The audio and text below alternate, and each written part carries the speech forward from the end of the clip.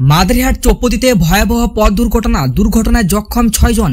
জানা যায় বৃহস্পতিবার দুপুর নাগাদ 3টি টোটোকে সজোরে ধাক্কা মারে একটি দ্রুতগামী বুলেরো গাড়ি। ট্রাফিক সিগন্যাল অপেক্ষা করা বুলেরো গাড়িটি দ্রুত গতিতে ছুটছিল। ঠিক তখনই 3টি টোটোর সঙ্গে মুখোমুখি সংঘর্ষ হয়।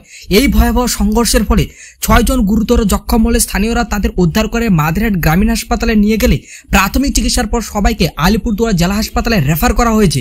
বুলেরো গাড়ির চালক মদ্যপ অবস্থায় ছিল বলে স্থানীয়দের অভিযোগ।